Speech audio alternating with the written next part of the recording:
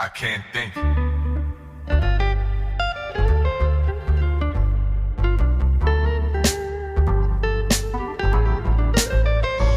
am I supposed to Muy buenas tardes, queridos oyentes. Como todos los lunes o martes, estamos hoy a través del Instituto Villa San Diego, sin antes agradecer a Jorge Enrique Pachón Rincón, nuestro director general de la emisora.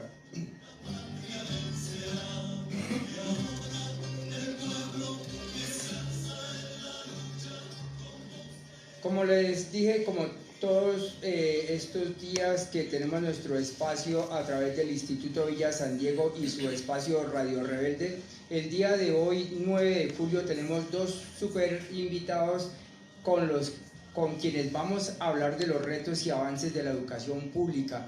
Profe, muy buenas tardes, muchas gracias por aceptar esta invitación del Instituto Villa San Diego. Y pues nos acompaña el profe Oscar Daniel Pérez y la docente Natalie Puerto. Profes, buenas tardes. Bueno, muchísimas gracias por la invitación. De verdad, estos espacios son muy importantes y creo que el tema educativo es algo vital para defender la educación pública, que es lo que nos convoca el día de hoy. Entonces, muchas gracias por la invitación y vamos a dar argumentos y a empezar.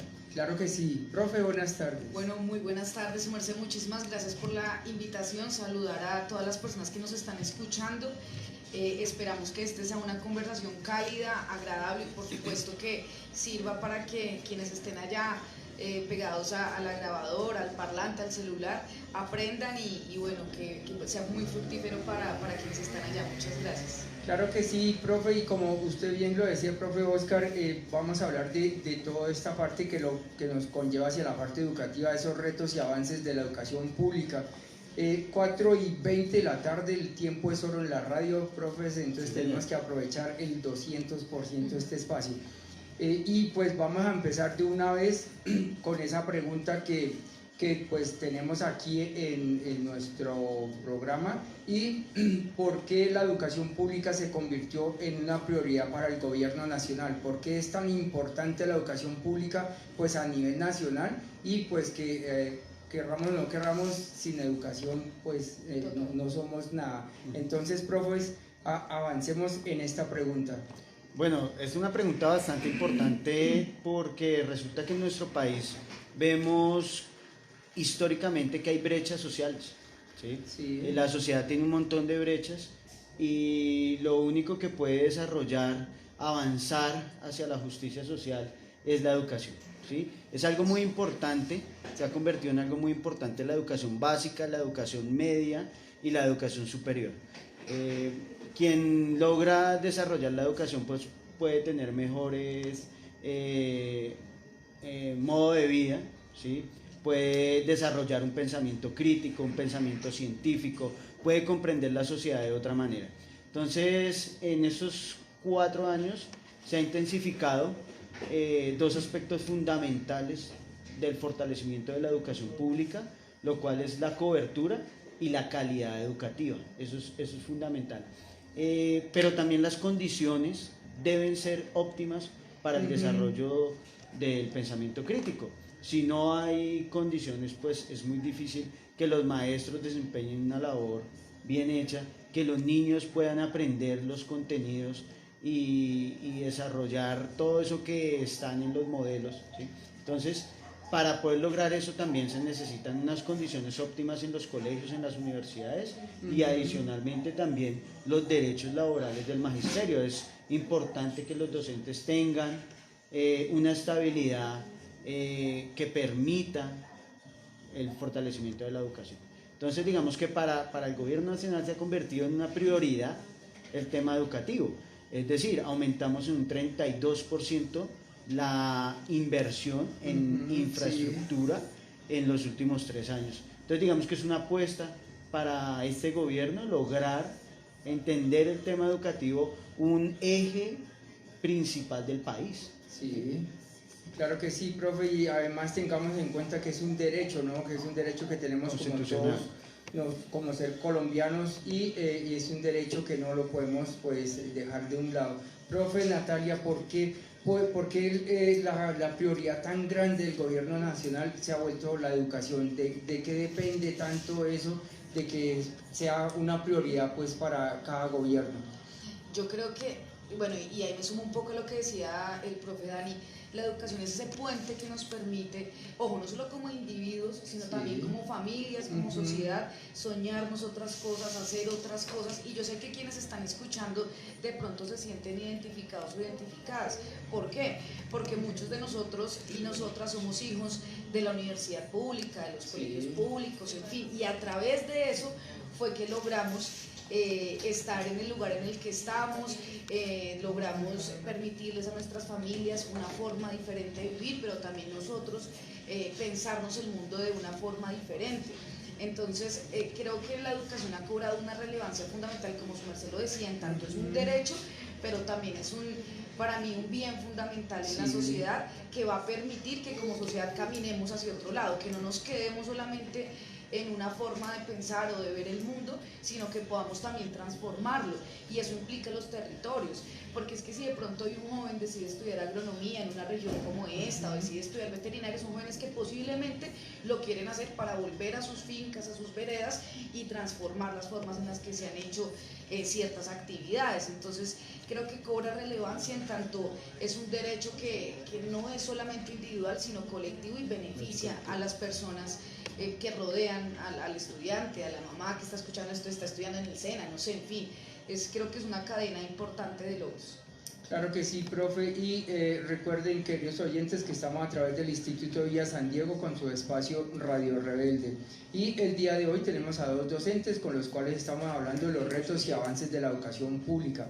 Profe Oscar, hablemos de esos avances que se han logrado para que los niños y jóvenes permanezcan en el sistema educativo. ¿Qué tanto se ha avanzado y qué tanto podremos llegar a perder en caso de que esta parte de la educación no continúe ese flujo que ha venido dando estos últimos 3 años? Bueno, venimos de un reto enorme que fue la pandemia. La pandemia fue algo desastroso que llegó a nuestro país y es un reto educativo del cual la deserción estudiantil fue víctima. Sí, aumentó la deserción en los colegios, la matrícula bajó. Entonces, después de ese reto tan enorme, entonces el gobierno nacional, en cabeza del Ministerio de Educación, pues empieza a intentar solventar ese problema. Entonces, ahí empieza a fortalecerse, ¿sí?, de que cómo mantenemos los chicos en los colegios. Entonces hay dos vías: primero la cobertura a través del programa de alimentación escolar es fundamental, porque pues muchos de nuestros estudiantes no tienen las mejores condiciones económicas, ¿sí?, y ellos apenas llegan muchas veces sin desayuno, a veces la única comida que tienen durante 12 horas escolares es el PAE, ¿sí?, hasta que llegan a la casa. Entonces tener que garantizar la alimentación a los niños es fundamental bajo este gobierno, ¿sí? También ha crecido sustancialmente esa cobertura del PAE en las regiones más alejadas, ¿sí?, en las veredas, en los sitios alejados, que todos los niños que van a la escuela tengan su alimentación. Y un segundo aspecto fundamental también es el tema que tiene que ver con el programa Todos Aprenden, ¿sí? Porque es un programa que permite a los docentes y a los estudiantes tener una ayuda pedagógica, ¿sí?, a través de digamos que ese fortalecimiento de todo lo que tiene que ver con el sistema educativo. Y lo que se hizo el ministerio fue ampliar esa base del seguimiento del programa Todos Aprenden, ¿sí? Entonces, digamos que esas son las dos grandes puestas en escena para que los niños se mantengan en los colegios. Adicional, otras cosas como es el transporte escolar, es fundamental, claro, eso es vital para que los niños puedan llegar a las instituciones públicas y mantener, digamos que la infraestructura. Hay que abrir los espacios educativos como territorios de paz, llevarlos también con infraestructura nueva, con herramientas pedagógicas para que los docentes puedan desempeñar mejor sus funciones. En ese sentido también la conectividad es algo importantísimo, es fundamental, y aún así no hemos llegado, no se ha logrado la cobertura total Del 100%, del 100, sí. sí, es difícil. Nuestro territorio es bastante complicado físicamente, geográficamente es difícil. Se están haciendo esfuerzos grandes. Los COMPES, que es el rubro que le llega a los colegios, Sí. pues ha aumentado de manera significativa bajo este cuatrenio de gobierno. Entonces digamos que hemos ido avanzando, faltan muchas cosas por mejorar y el reto es seguir mejorando y continuar con el fortalecimiento de la educación en estos aspectos. Claro que sí, profe Natalia, hablando de esos logros y avances a nivel universitario, el tener matrícula cero y que estos chicos que hoy en día salen, porque salen de los públicos y logran acceder a este tipo de sistema que es la matrícula cero, que fue creada básicamente en este gobierno, quien lo echó a andar el 100%, digamos que no el 100, sino el 200%, y logró esa cobertura de esto. ¿Qué tanto funciona a nivel de que los chicos puedan llegar a estar en la universidad pública o privada? Porque hay de los dos. Mire, yo lo pongo como de la siguiente manera. Yo creo que la matrícula cero, que como su Marcelo dijo, se consolidó en este gobierno, más al menos está entre los dos más importantes en educación que tenemos en los últimos tiempos. ¿Y por qué? Porque hizo viable el sueño de muchos jóvenes y de muchas jóvenes de barrios populares, de zonas rurales, de poder soñar la educación superior. Para muchos de nosotros y de nosotras, entrar a la universidad era como el mito urbano, ¿no? Como la universidad, eso es algo por allá de otra gente, de otros estratos, que por allá quién sabe qué van a hacer. Pero afortunadamente esta matrícula cero, y lo digo con conocimiento de causa, porque tengo familia, mi hermano está ahorita gracias a la universidad pública, gracias a la matrícula cero, llegaron a este espacio y encontraron ahí la realización de su proyecto de vida, ¿sí? Y esto para mí es supremamente valioso, porque implica decir que las personas de zonas rurales, de barrios populares, podemos estudiar y podemos contribuir al país del que hacemos parte, cosa que hasta hace un tiempo no era viable. Antes era como, mire, y lo digo porque esas eran las opciones hace unos años, usted es hombre y cumplió 18 años para el ejército, ¿sí? Y lo sabemos porque lo vivimos. Pero hoy en día un joven a los 18, 17 años dice, oiga, ¿y qué tal si me pongo a estudiar artes escénicas? ¿Y por qué no estudiar agronomía? ¿Por qué no estudiar? Entonces, creo que eso en un sentido humano, y en tanto dignifica la vida de una persona, eso es un logro tenaz. Y también pienso que es un avance fuertísimo en el crecimiento de las comunidades, porque es que ya acercamos el conocimiento a los territorios. Y pensar que un estudiante, no sé, de pueblos como Carmen de Carupa, Susa, en fin, pueden venir aquí, acceder a la matrícula cero, cumplir el sueño de su vida, que es estudiar una carrera para después devolvérselo a su territorio. Eso es yo creo que todavía no dimensionamos lo que eso va a implicar en unos años positivamente para nuestras comunidades. Para mí, lo que le digo, es uno de los grandes aciertos y espero se viabilice por muchísimos años más. Se mantenga. Claro que sí, que se mantenga y que se logre pues materializar como usted bien lo dice, y que estos chicos que salen de los colegios públicos que no tienen mayor oportunidad, pues esa matrícula cero le da una garantía que puede llegar a estar en una universidad. Nomás aquí en UAT tenemos la Universidad de Cundinamarca, quien garantiza pues ese estudio, y que fuera eso les da auxilio de transporte, auxilio de alimentación, les dan desayuno, almuerzo, pero económico. Entonces están, digamos, esas garantías para que estos chicos que hoy en día salen puedan acceder a la universidad pública. Y adicionalmente la matrícula cero va acompañada también de la financiación de la educación superior. Es decir, nos estaban vendiendo la idea de que el estudiante tenía que irse a endeudar con el ICT y durar 20 años pagando su carrera universitaria, ¿sí? Para poder estudiar. Y hoy decimos, no, hay una matrícula cero en donde sí hay una meritocracia para que el estudiante llegue. También esos recursos que deberían ir al fondo privado ahora se van a financiar las universidades públicas, ¿sí? Entonces, una universidad que tenía una cobertura ya al 100%, pues hay que financiarla para que la cobertura aumente y la calidad también aumente. Eso es lo que está pasando con algunas universidades del país. Sí, señor. Y vamos a mirar esta parte de qué se hace, qué se ha hecho para fortalecer la educación básica media en las regiones. O sea, esa parte que es como el pie de inicio para poder llegar a la universidad? ¿Qué se ha hecho en las regiones? ¿Cómo se ha podido trabajar? Bueno, digamos que las regiones, hay que entender algo, y es que el sistema educativo funciona desde lo municipal, lo regional. En este caso, por ejemplo, la provincia de Boaté está regida por las normas de la gobernación de Cundinamarca, y luego si viene el ente más grande, que es el Ministerio de Educación. ¿Sí? Entonces, ¿qué es lo mejor que puede pasar? Pues que haya una armonía entre los entes territoriales con el ministerio, para que los colegios rurales y los colegios urbanos pues puedan funcionar de la mejor manera, ¿sí? Entonces, frente a eso, pues hay unos retos enormes, porque los colegios de los departamentos, hay muchos que se están cayendo a pedazos, muchos que la infraestructura no es la adecuada para que los niños aprendan, ¿sí?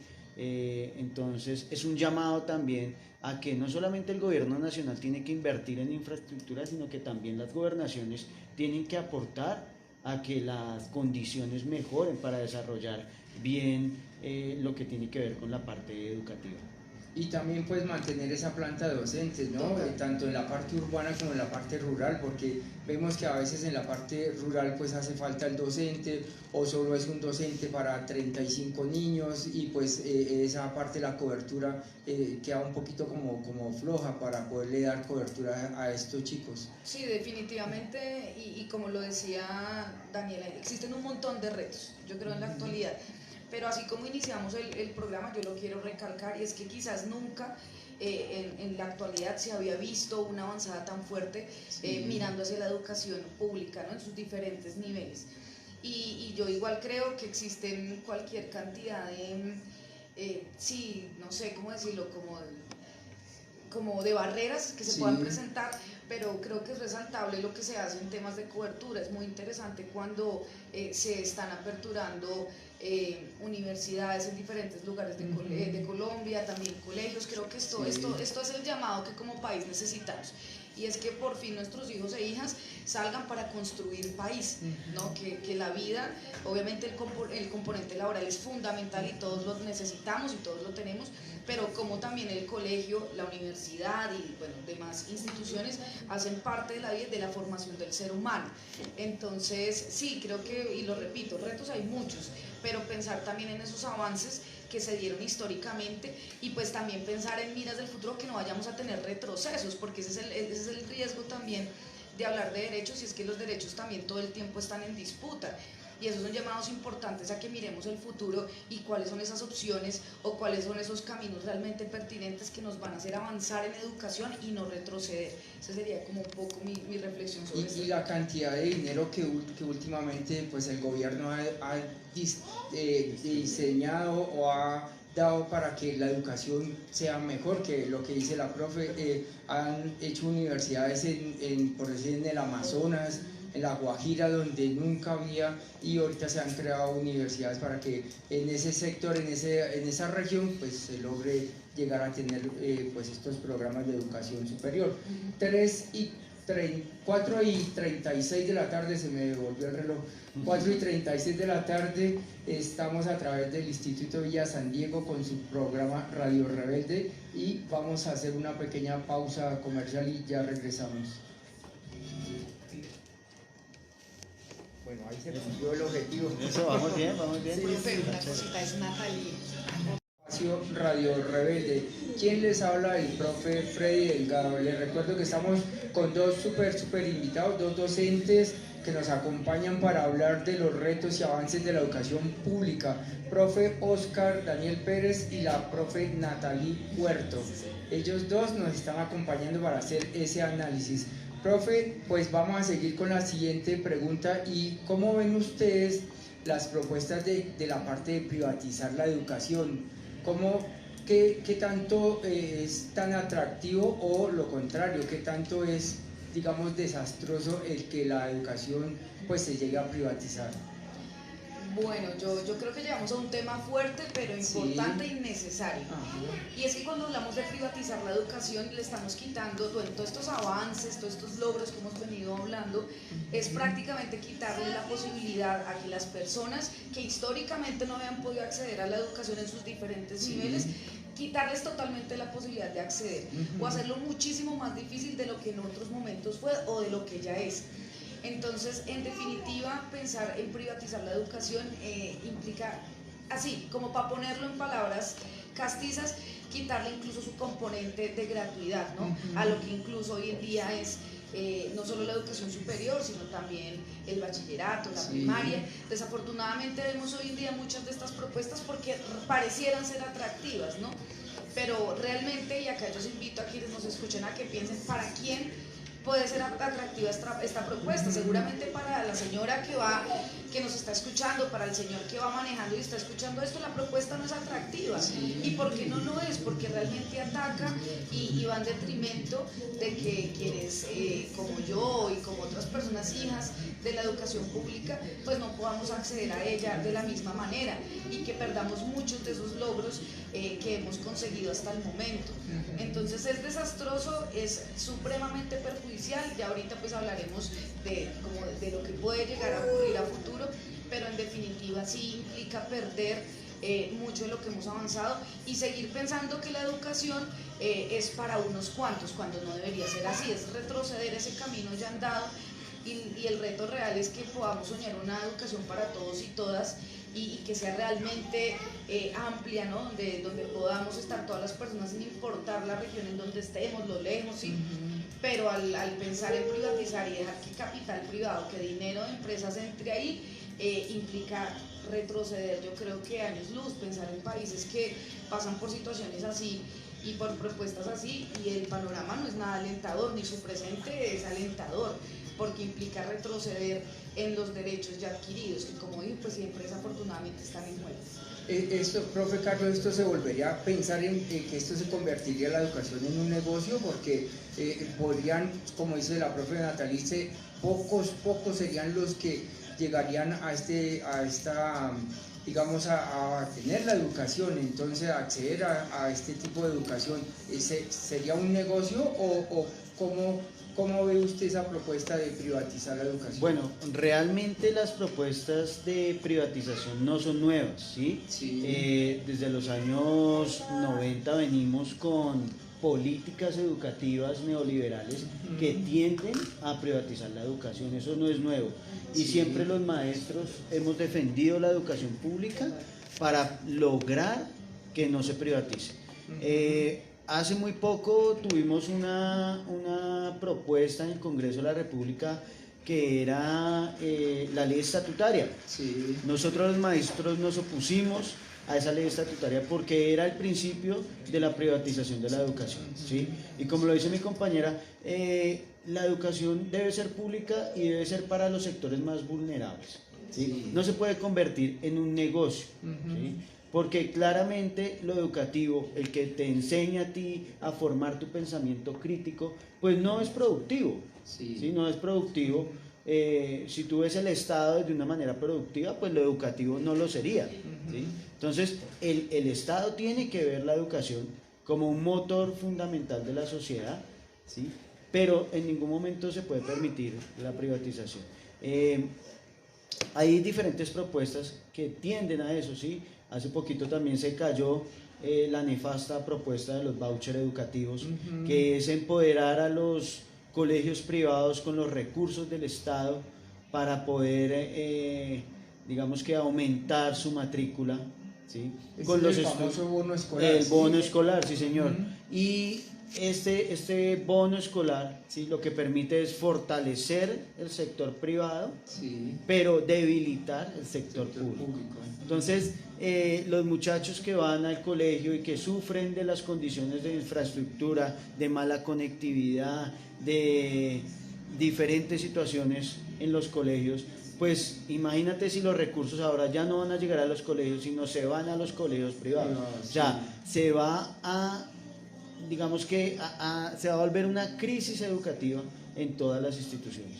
Y esto sumado a un problema gravísimo que estamos viviendo hoy en día, que es la baja matrícula por el proceso de la natalidad que está bajando. ¿Sí? Sí. Entonces, pretender que los recursos que son de los colombianos, del recaudo de impuestos, se vaya para unos pocos y la gran mayoría quedemos desfinanciados, es un despropósito a nivel educativo. Y por eso digamos que siempre estaremos defendiendo la educación pública, porque es un derecho fundamental, es un derecho de los colombianos para poder educarse, ¿sí? Y en las mejores condiciones. Sí. Entonces por eso los recursos son vitales para que las instituciones funcionen de la mejor manera. Claro que sí, profe Natalie, ¿usted piensa que sí favorecería la parte de privatizar a unos pocos, porque entre el pueblo menos acceda a educación sería más fácil podernos manejar, podernos dirigir hacia donde ellos quieren? Definitivamente cuando hablamos de este tema, y usted habla de privatización de la educación, mire, yo toco madera, porque yo espero que no se haga realidad, a pesar de los múltiples intentos que Daniel menciona, porque esto, como él lo decía, no es nuevo, pero creo que esto va por todo un plan sistemático por alejar a la gente del pueblo de la educación, ¿sí? Entonces, en definitiva, y bueno, y eso lo sabemos, ¿no? Un pueblo que no se educa es un pueblo que tiende a ser mucho más obediente, mucho más sumiso, que acepta todo, le dice sí. Entonces, la educación es esa posibilidad de ver el mundo de forma diferente, con una luz diferente, con colores diferentes, y qué bonito y qué potente cuando eso se hace dentro de lo público, ¿no? Sí. Porque ahí pues cabemos todos y todas, en la medida de lo posible y con sus limitaciones. Pero ahora yo quiero que imaginemos un mundo en donde eso no se haga posible, donde realmente acceder a la educación sea en sus diferentes niveles sea la excepción. Pues ¿qué va a pasar?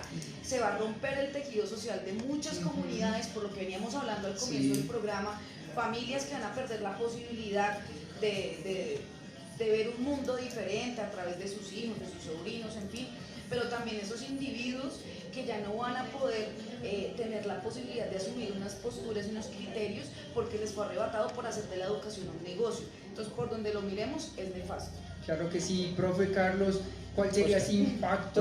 Oscar, perdón, profe Oscar, ¿cuál sería ese impacto que tendría esta educación privatizada a futuro? ¿Qué nos esperaría donde se lograra privatizar la educación y en el futuro qué veríamos? Bueno, si eso logra coger fuerza, ¿sí? Nosotros ya lo vivimos en una época, se llamaron los colegios en concesión, ¿sí? Sí, y de una u otra manera pasaron diferentes circunstancias en la educación pública. Entonces lo que puede venir, si estas propuestas de privatización y acabar con la educación pública llegan, ¿sí?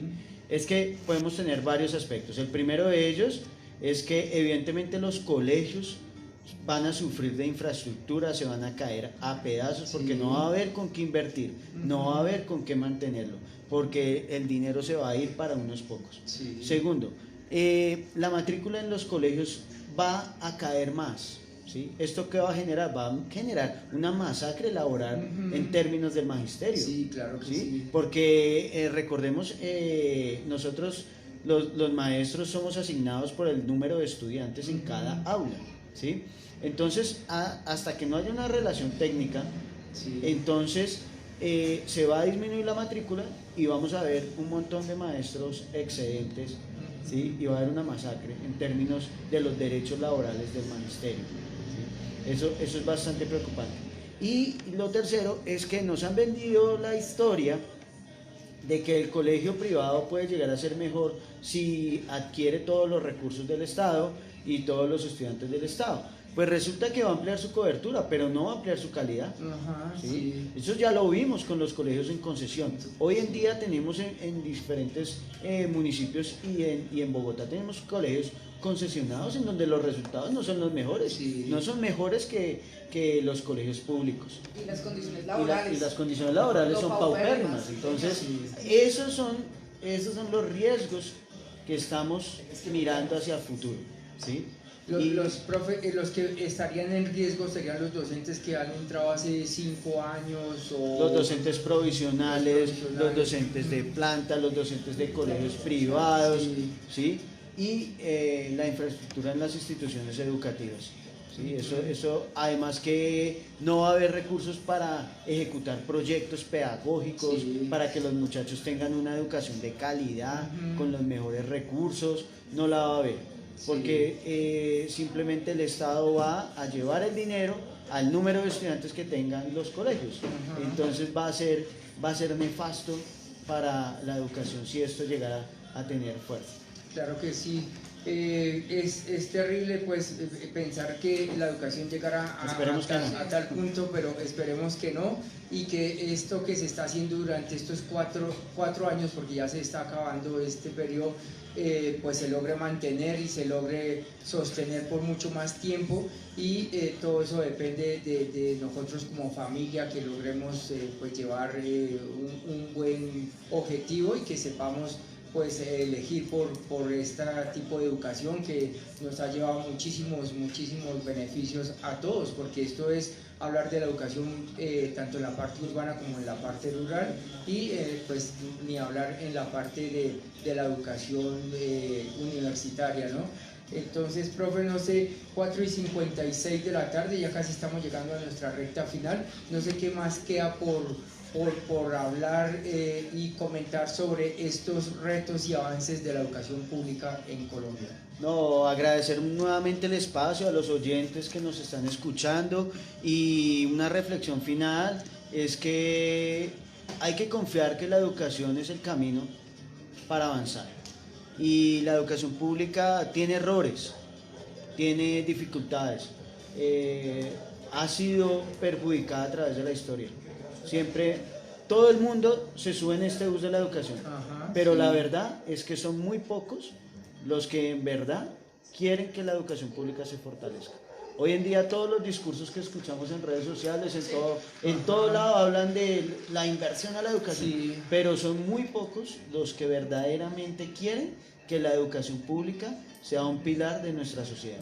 Entonces, un llamado a que entre todos, en nuestra unidad, busquemos fortalecerla, y también obviamente los derechos laborales son importantes para todos los maestros, porque son familias enteras que también viven de la educación.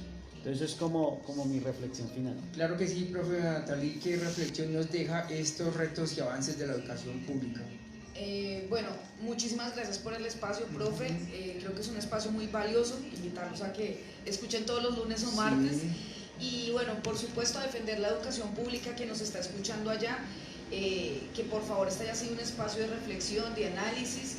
Tenemos que defender la educación pública como un deber ciudadano, como un deber que nos compete a todos y todas, y por supuesto pensar si queremos una educación para unos pocos o una educación de calidad, una educación pertinente para todos y todas. Quiero dejar esa pregunta ahí en el aire, profe. Muchas Claro gracias. que sí, y como escuchamos nuestra canción de fondo, el pueblo unido jamás será vencido. Eso hasta dónde nos llega a mantener esta educación fuerte y continua, y que pues esos lazos de unidad que se logren mantener para que tengamos esta educación pública por muchos tiempos. Sí, señor. Esa es la idea, mantener la educación. Esa es nuestra consigna, y aquí la defenderemos. Sí, la defenderemos siempre. Claro que sí, profe Carlos Daniel Pérez, Oscar Daniel Pérez y la profe Natalie Puerto, muchísimas gracias por aceptar esta invitación del Instituto Villa de San Diego y con su espacio Radio Rebelde. Muchas gracias, muy Gracias, amable. hasta luego, que estés Hasta bien. luego. Bueno, agradecer 4:59 de la tarde, agradecer a Jorge Enrique Pachón